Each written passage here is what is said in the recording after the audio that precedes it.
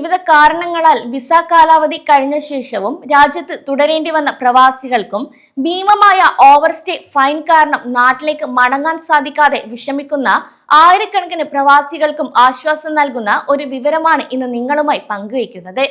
UAE federal authority four identity citizenship, customs and port security അല്ലെങ്കിൽ ICPയും GDRFയും സംയുക്തമായി നേരത്തെ പ്രഖ്യാപിച്ച വിസ അമ്നിറ്റി ഓവർസ്റ്റേ ഫൈൻ ഇളവുകളെ കുറിച്ചാണ് ഇന്ന് പറയുന്നത്. നിങ്ങൾക്കോ ഇനി നിങ്ങളുടെ സുഹൃത്തുക്കൾക്കോ പരിചയക്കാർക്കോ UAEയിൽ വിസ കാലാവധി തീരുകയോ ഫൈനുകൾ അടഞ്ഞ് കൂടുകയോ ചെയ്യുന്നുണ്ടെങ്കിൽ ഈ ഒരു വീഡിയോയിൽ പറയുന്ന ഓരോ നിബന്ധനകളും കൃത്യമായി മനസ്സിലാക്കണം.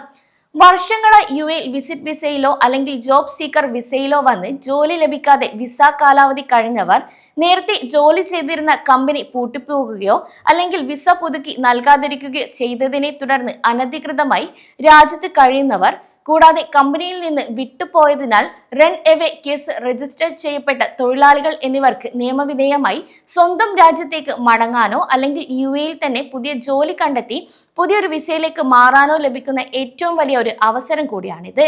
സാധാരണയായി UAEയിൽ വിസ കാലാവധി കഴിഞ്ഞാൽ ഓരോ ദിവസത്തിനും 50 ദിർഹം വീതമാണ് ഓവർസ്റ്റേ ഫൈനായി കണക്കാക്കുന്നത്. ഇനി മാസങ്ങളോ വർഷങ്ങളോ അനധികൃതമായി തങ്ങിയവർക്ക് 10,000 ദിർഹത്തിന്റെ പിഴയായിരിക്കും സിസ്റ്റത്തിൽ ഈടാക്കുക. ഇത് അടച്ചു തീർക്കാൻ സാധിക്കാത്തത് കൊണ്ടാണ് പല പ്രവാസികളും നിയമക്കുരുക്കിൽപ്പെട്ട് നാട്ടിൽ പോകാൻ കഴിയാതെ ഭയന്ന് കഴിയുന്നതും. എന്നാൽ ഈ ഒരു വിസ ഇളവ് പദ്ധതിയിലൂടെ നിങ്ങളുടെ അക്കൗണ്ടിലുള്ള മുഴുവൻ ഓവർസ്റ്റേ ഫൈനുകളും പൂർണ്ണമായി ഒഴിവാക്കി തരും. അതിനേക്കാൾ ഉപരിയായി നേരത്തെ ഇത്തരം സാഹചര്യങ്ങളിൽ നാട്ടിലേക്ക് മടങ്ങുന്നവർക്ക് നൽകാറുണ്ടായിരുന്ന എൻട്രി ബാൻ അല്ലെങ്കിൽ വിലക്ക് ഈ ഒരു പദ്ധതിയിലൂടെ ഒഴിവാക്കപ്പെടുകയും ചെയ്യും. അതായത് എംനെസ്റ്റി അല്ലെങ്കിൽ ആനുകൂല്യം ഉപയോഗപ്പെടുത്തി നാട്ടിലേക്ക് മടങ്ങുന്ന പ്രവാസികളുടെ എയർപോർട്ടിലെ ബാൻ സ്റ്റാമ്പ് ചെയ്യില്ല. കൂടാതെ നിങ്ങൾക്ക് ഭാവിയിൽ ഇനി പുതിയൊരു വിസിറ്റ് വിസയിലോ അല്ലെങ്കിൽ തൊഴിൽ വിസയിലോ പൂർണ്ണമായി നിയമവിധേയമായി UAEയിലേക്ക് തിരികെ വരാനും യാതൊരു തടസ്സവും ഉണ്ടാകില്ല. ഇനി UAEയിൽ തന്നെ തുടർന്ന് ജോലി ചെയ്യാൻ ആഗ്രഹിക്കുന്നവർക്ക് ഈ ഒരു പദ്ധതി നൽകുന്ന ആനുകൂല്യം എന്തൊക്കെയാണെന്ന് നോക്കാം. നിങ്ങൾ നിലവിൽ ഏതെങ്കിലും കമ്പനിയിൽ ജോലി കണ്ടെത്തുകയോ അല്ലെങ്കിൽ പുതിയൊരു സ്പോൺസറെ കണ്ടെത്തുകയോ ചെയ്തിട്ടുണ്ടെങ്കിൽ പഴയ ഓവർസ്റ്റേ ഫൈനുകൾ ഒന്നുമില്ലാതെ തന്നെ നിങ്ങൾക്ക് നിങ്ങളുടെ വിസ സ്റ്റാമ്പ് പുതിയൊരു അപ്പോയിന്റ്മെന്റ് വിസയിലേക്ക് മാറ്റിയെടുക്കാവുന്നതാണ്. ഇതിനായി പഴയ സ്പോൺസറുടെ പക്കൽ നിന്നുള്ള തടസ്സമില്ലാ രേഖകളും അതുപോലെ മറ്റ് നടപടിക്രമങ്ങളും പൂർത്തിയാക്കേണ്ടതുണ്ട്. എന്നാൽ ഈ ഒരു ആനുകൂല്യം ആർക്കൊക്കെ ലഭിക്കില്ല എന്ന കാര്യമാണ് ഇനി നോക്കുന്നത്. സിവിൽ ക്രിമിനൽ കേസുകളിൽ പ്രതികളായവർ, സാമ്പത്തിക തിരിമറി അല്ലെങ്കിൽ ചെക്ക് കേസുകളിൽ നിലവിലുള്ളവർ, കോടതി വഴി നേരിട്ട് നാടുകടത്തൽ ഉത്തരവിട്ടിട്ടുള്ളവർ എന്നിവർക്ക് ഈ ഒരു അംനെസ്റ്റി ഇളവുകൾ നേരിട്ട് ലഭ്യമാകില്ല.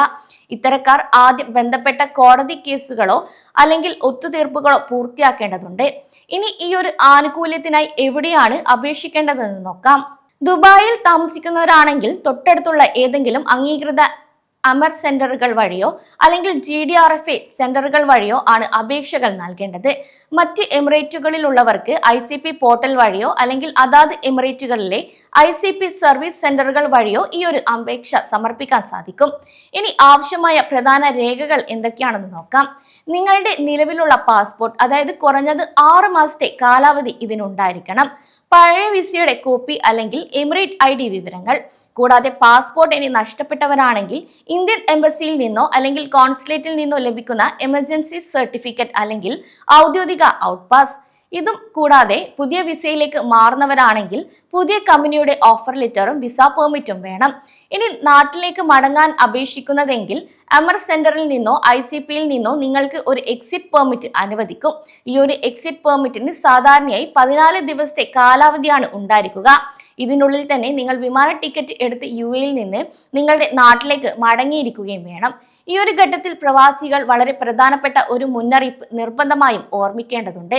അതായത് അധികൃതർ അനുവദിച്ചിരിക്കുന്ന ഈ ഒരു പ്രത്യേക സമയപരിധിക്കുള്ളിൽ തന്നെ നിങ്ങൾ ഈ ഒരു സേവനം ഉപയോഗപ്പെടുത്തണം.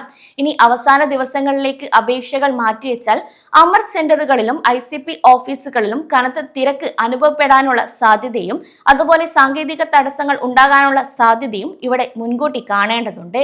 കൂടാതെ അനുവദിച്ച സമയം കഴിഞ്ഞ ശേഷവും അനധികൃതമായി യുഎയിൽ തുടരുന്നവർക്കെതിരെ ആഭ്യന്തര മന്ത്രാലയവും ശക്തമായ പരിശോധനകളും റെയ്ഡുകളും സംഘടിപ്പിക്കുന്നതാണ്.